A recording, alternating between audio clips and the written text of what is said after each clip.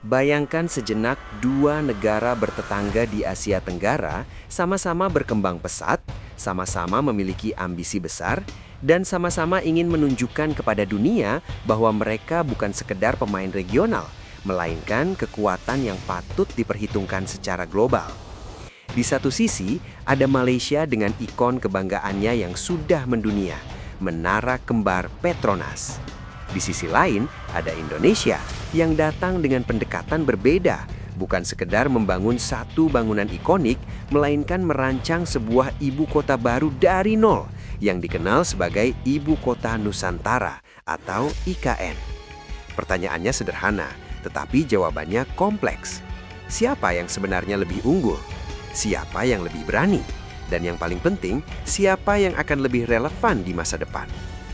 Pertanyaan ini tidak bisa dijawab hanya dengan melihat tinggi bangunan atau besarnya anggaran proyek. Kita perlu masuk lebih dalam, memahami filosofi di balik pembangunan, melihat bagaimana setiap negara memaknai simbol nasional dan bagaimana mereka merancang masa depan mereka di tengah persaingan global yang semakin ketat. Karena pada akhirnya, ini bukan sekedar perbandingan antara beton dan baja. Ini adalah perbandingan antara visi, identitas, dan arah perjalanan sebuah bangsa. Mari kita mulai dari Malaysia. Menara Kembar Petronas bukan sekedar bangunan tinggi yang menjulang di jantung Kuala Lumpur. Ia adalah simbol. Dibangun dan diselesaikan pada tahun 1998, menara ini pernah menyandang status sebagai bangunan tertinggi di dunia dengan ketinggian mencapai 452 meter dan terdiri dari 88 lantai. Hingga hari ini, ia masih menjadi bangunan kembar tertinggi di dunia. Namun, yang membuatnya istimewa bukan hanya angka-angka tersebut. Yang membuatnya berpengaruh adalah pesan yang dibawanya. Pada masa pembangunannya, Malaysia sedang berada dalam fase transformasi besar. Negara ini ingin keluar dari bayang-bayang sebagai negara berkembang dan tampil sebagai kekuatan ekonomi baru di Asia. Menara Kembar Petronas menjadi pernyataan visual yang sangat kuat. Tanpa perlu banyak kata, bangunan ini berbicara kepada dunia bahwa Malaysia siap bersaing di panggung global. Desainnya pun tidak sembarangan. Terinspirasi dari geometri Islam, lantai bangunannya berbentuk bintang bersudut 8 yang melambangkan harmoni, keseimbangan, dan identitas budaya yang kuat. Menariknya, arsitek di balik mega struktur ini adalah seorang profesional internasional yang menunjukkan bahwa Malaysia pada saat itu menggabungkan kekuatan lokal dengan keahlian global. Ini adalah strategi yang cerdas. Dengan memanfaatkan pengalaman dan reputasi internasional, Malaysia berhasil memastikan bahwa proyek ini tidak hanya megah secara visual, tetapi juga diakui secara teknis dan estetika oleh dunia internasional. Lebih dari itu, Menara Kembar Petronas tidak berdiri sendiri. Di sekitarnya dibangun sebuah ekosistem yang lengkap.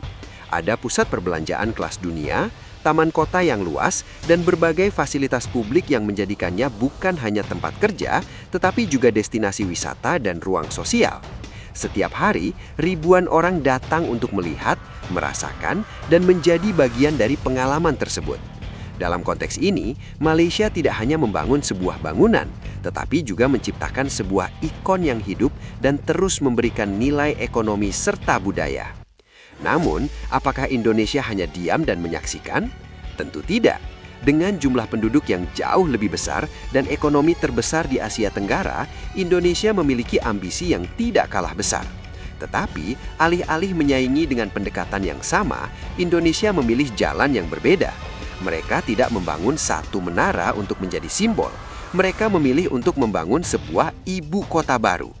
Ibu Kota Nusantara atau IKN adalah proyek yang jauh melampaui konsep pembangunan konvensional. Dengan nilai investasi yang mencapai puluhan miliar dolar dan luas wilayah yang sangat besar, proyek ini bukan sekedar pemindahan pusat pemerintahan.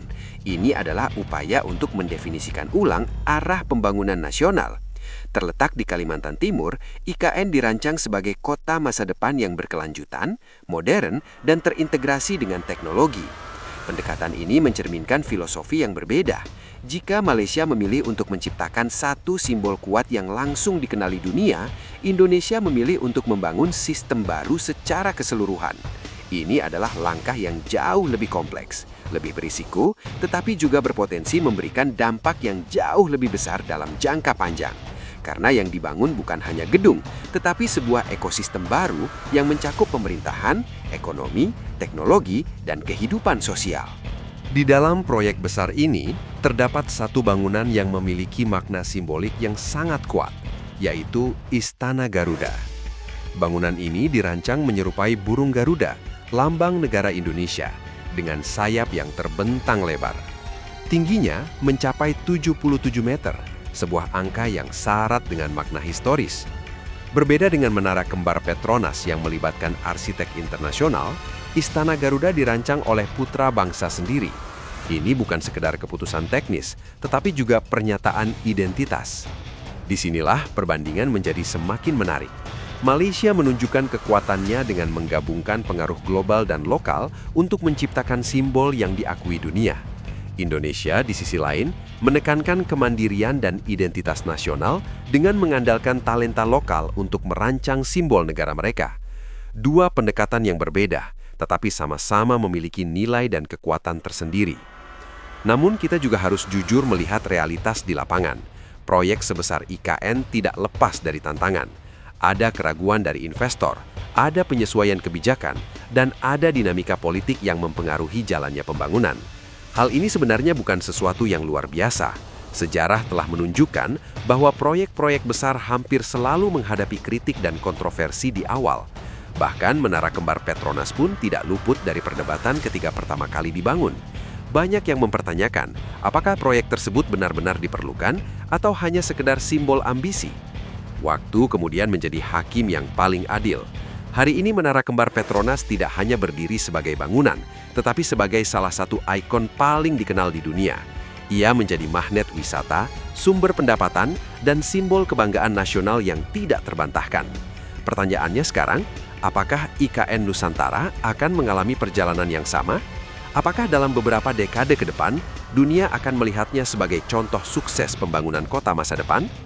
Jika kita melihat lebih jauh, ada satu aspek yang sangat penting dalam perbandingan ini, yaitu visi jangka panjang. Indonesia tidak hanya membangun ibu kota baru sebagai pusat pemerintahan, tetapi juga merancangnya sebagai pusat inovasi dan teknologi.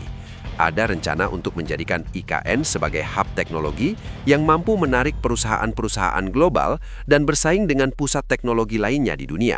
Ini adalah langkah yang sangat strategis, terutama di era di mana teknologi menjadi kunci utama dalam pertumbuhan ekonomi. Malaysia sendiri sebenarnya tidak tertinggal dalam hal ini. Negara tersebut telah lebih dulu mengembangkan kawasan seperti Cyberjaya sebagai pusat teknologi dan digital. Ini menunjukkan bahwa kedua negara sama-sama memahami pentingnya transformasi digital. Namun sekali lagi, pendekatannya berbeda. Malaysia mengembangkan pusat-pusat inovasi sebagai bagian dari sistem yang sudah ada, sementara Indonesia mencoba membangun semuanya sekaligus dalam satu proyek besar. Pada akhirnya, kita sampai pada pertanyaan yang paling mendasar. Mana yang lebih baik? Jawabannya tidak sesederhana memilih satu dan menolak yang lain. Kedua pendekatan ini memiliki kelebihan dan kekurangan masing-masing. Malaysia berhasil membuktikan bahwa satu simbol yang kuat dapat memberikan dampak besar dan bertahan lama. Indonesia, di sisi lain, sedang mencoba membuktikan bahwa perubahan sistemik dapat membawa negara ke level yang lebih tinggi. Yang jelas, persaingan ini bukan tentang siapa yang memiliki bangunan lebih tinggi atau proyek lebih mahal. Ini adalah tentang siapa yang mampu menciptakan dampak yang paling relevan dalam jangka panjang. Dunia terus berubah, dan negara yang mampu beradaptasi serta memiliki visi yang jelas akan menjadi pemenang. Dan sekarang, setelah melihat semua ini, keputusan ada di tangan Anda. Apakah Anda lebih percaya pada kekuatan simbol yang telah terbukti seperti menara kembar Petronas?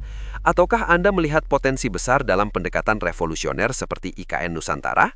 Apapun pilihan Anda, satu hal yang pasti, persaingan ini akan terus menarik untuk diikuti, karena di baliknya ada cerita tentang ambisi, identitas, dan masa depan dua negara besar di Asia Tenggara.